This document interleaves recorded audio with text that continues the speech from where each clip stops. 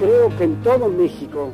believe that in all of Mexico, the shark fisherman fishes with the intention of using the entire body of the animal, the meat, the skin, the jaws, absolutely everything. The meat is kept fresh by immediately bringing the catch to shore and butchering it on site. In the hot tropical sun, the elements of nature can spoil the meat in a matter of minutes. It is skinned, finned, filleted, and made ready for market. Without the luxury of readily available refrigeration, the meat must be dressed and salted all in the same day it is caught. The fisherman explains that they worked all day salting it. They will resalt it tomorrow, then in 3 to 4 days they will put it in the sun to dry. A walk through the streets of Isla Mujeres shows that the fabric of the island's culture and economy rely on the shark's resources. Its skin is used in the making of handbags, beautiful to the eye and nearly impervious to scuffs and scratches. The shark's jaws are sold as souvenirs, and its teeth are finely polished and set into exotic jewelry. With the entire economy of Isla Mujeres depending upon the fishing industry, the people of the island have a vested interest in protecting the shark. People like Ramon Bravo lead the way in this fight against the shark's wanton destruction. Due to the movies and the documentaries which have presented the shark as an unimaginable, terrible creature, it sometimes seems doubtful that we can protect it. All of the nations in the world need to unite to protect these creatures. These creatures are perfect in their form, yet the shark is truly extraordinary.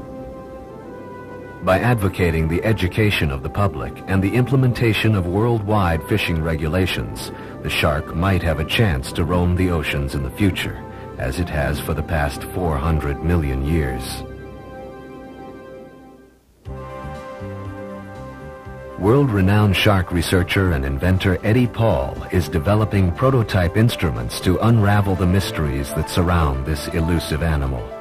Working at his lab in El Segundo, California, Eddie is manufacturing a video camera that will enable him to view for the first time ever inside the stomach of a live shark. This tiny camera is mounted next to 6 infrared light emitters that will illuminate the stomach's interior. The camera and its components are contained inside the nose cone of a Sidewinder missile.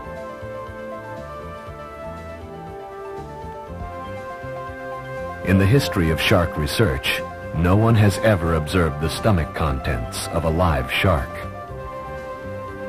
Eddie makes last-minute adjustments to his equipment before teaming up with Ramon Bravo, 2,000 miles southeast on Isla Mujeres. With Eddie's inventions and Ramon's vast knowledge, they hope that their experiences here will lead to a deeper understanding of these great animals. We want to check the contents of the stomach to find out what the shark's normal diet would be on this particular shark. We also want to see the volume of the contents of the stomach, like if it's full or if it's empty. We know the fish on the long line that caught the shark will be in there, but we want to see if there's a lot more things in there if it came to the long line because of hunger. We always hear that they're prompted by hunger, and we're wondering if they actually have a totally empty stomach at the time they come in to bite on the hook. Another big advantage of this is that we can put this in the shark's stomach to look at its contents without killing the shark, which now is, they have to catch the shark, cut it open, spread everything out on the deck to see what it ate, and the shark dies. This brutal practice is commonplace when humans are attacked by sharks. In an effort to find this rogue killer, professional hunters comb the sea, catching and gutting every shark they can find, hoping to discover human remains in its stomach. Yeah, and then you let him loose when you're done, and he's mad, but he's okay. Yes. You think this will fit down his throat? Perfect. Yeah, as long as my hand is off of it. Eddie Paul has brought another one of his inventions with him, a specially designed bite meter to test the force that is generated by the jaws of a shark. Inside the protective polymer shell is conductive foam. As the shark's jaws clamp down, the bite meter is compressed, creating less resistance. With an ohm meter, Eddie will measure the decrease in resistance and will convert the ohm readings into pounds per square inch. One of the tests we want to try while we're down here is a bite test. I want to check the pound of pressure exerted by a shark's jaw in the ocean when he bites down in something, because we're going to be building a shark suit out of plastic, which is going to be a lot safer than the chain mail suits they use now. Local shark fisherman Pepe Magueña has been fishing in these waters for 30 years. Ramon explains to Pepe that Eddie and his crew have come to Mexico to do some shark research. They would like to know if Pepe will try and catch a shark for their studies, either a tiger shark or a bull shark. It is very important, however, that the shark be kept alive. Pepe agrees and will begin preparations in the morning. As a veteran shark fisherman, he has learned that shark fishing in this area has become unpredictable at best.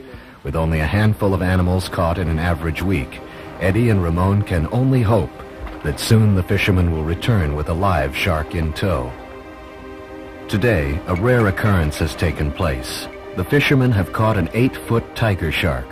Once plentiful in these waters, the tiger is now a sparse commodity, only caught once or twice a month on the long lines of the local fishermen. The tiger shark can reach a length of over 15 feet and is responsible for more attacks upon man than any other shark except the great white. Because of the tiger shark's potential ferocity, Eddie determines that he will forego testing with his sensitive gear and provide Ramon with an opportunity to photograph the shark for an upcoming feature film. Even though the fish will be exhausted from its fight, Ramon warns his crew of the great danger that exists. He explains that the most important thing there to remember is that when the animal begins to recuperate, they must release it. Don't try to chase after the shark, he warns. If it wants to go, let it. He doesn't want any errors or accidents. And they are to remember the animal is just tired, but it's still a shark, and they don't dare forget it. While the men prepare their equipment, the fishermen pull the shark behind their boat to keep water flowing through its gills. When all is ready, Ramon enters the water. Facundo, one of Mexico's most skilled shark handlers, cautiously holds the shark as Ramon gets into position with his camera. The window of opportunity is brief before the shark revives, and the crew must act quickly. In its delirium, the shark is made to swim from handler to handler as Ramon catches these rare moments on film.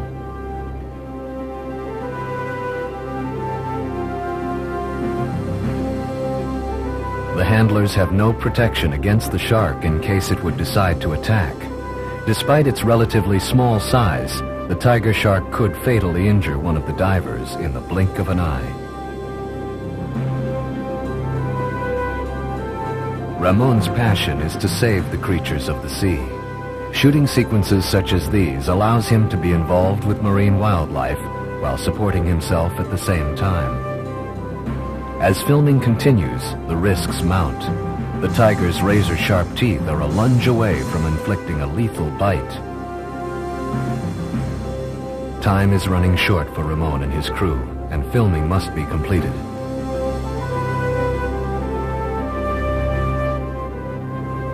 Manuel motions to Ramon that the shark is reviving. Ramon sees that handling it much longer will soon become dangerous and makes the decision to set it free so as to avoid an accident.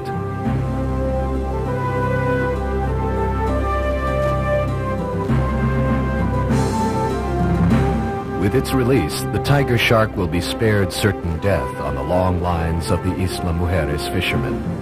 This awe-inspiring animal is lucky. It will live to see another day. Ramón, a ver si me escuchas. Ramón, a ver si me escuchas. Tengo un tiburón de... The fishermen have caught another shark, this time a large bull shark. Upon hearing the news, Ramon, Eddie, and their crew waste little time.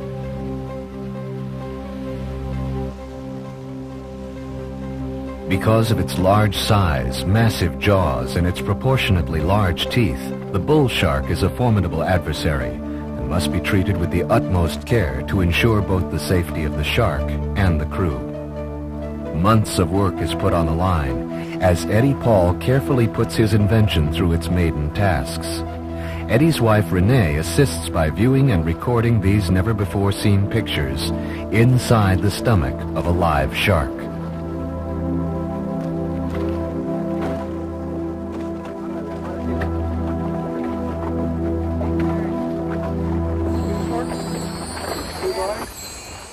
the camera makes its way into the shark's mouth, past its razor-sharp teeth. I'm inside his mouth. It immediately enters the throat, where the gill slots are visible on either side.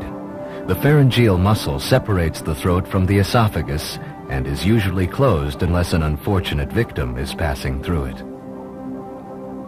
What do you see? Inside his stomach. What's he got in there? Anybody we know?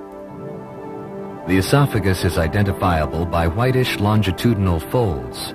As the camera goes deeper, the folds disappear, indicating that we are now in the shark's stomach. In the case of this bull shark, Eddie's empty stomach theory holds true. Only the scant remains of bait fish are apparent, proving that the shark approached the long line out of hunger. I don't see anything. I mean, I can't see anything inside his stomach. Doesn't seem to be bothering him. He seems to be empty. Oh, it's incredible. You see a good picture? Yeah, really good picture. Really good picture. Okay. Until this invention, the only way to check the contents of a shark's stomach was to cut it open, killing it in the process. Now scientists can put this technology to use, sparing the lives of countless sharks that would otherwise die in the name of research. Because a live bull shark is so difficult to come by in these waters, Eddie will take this opportunity to test his other invention, the bite meter. Ramon carefully places the apparatus in the shark's mouth while Eddie monitors the readings. Okay, that's less than... Did she bite down? You call it out? Hey! Got it? Got it. Okay, that was 44 on. We went down to 19.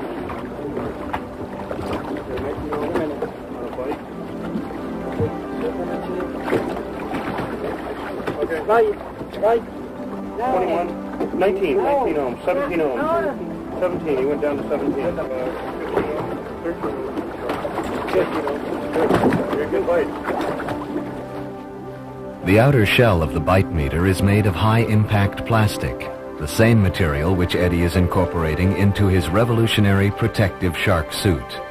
The data that he collects here in Isla Mujeres will be used in determining the suit's final design. Doesn't look bad. Now, this in the skin of the human being is terrible.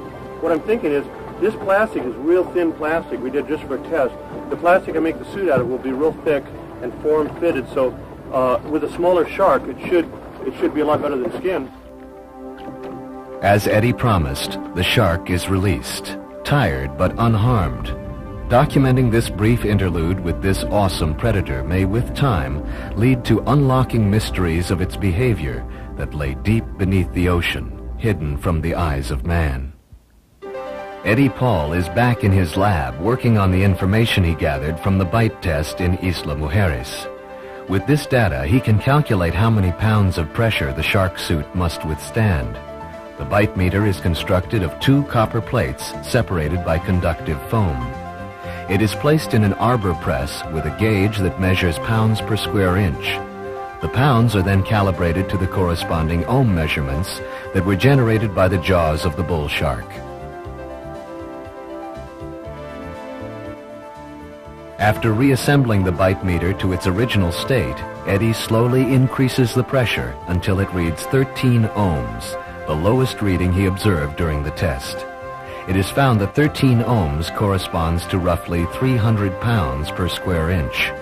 Over the years, I've heard the same rumors that are going around about sharks and the amount of pressure they exert on their bite. They talk about thousands and thousands of pounds of pressure. To begin with, there's no way in the world they could put that much pressure on their jaws, or they'd bust their jaws. They'd shatter their teeth. Eddie has placed a tooth of a bull shark in the press to see how many pounds it can withstand before it breaks. I think it's been greatly exaggerated, and that people get confused over the bite force versus the amount of pressure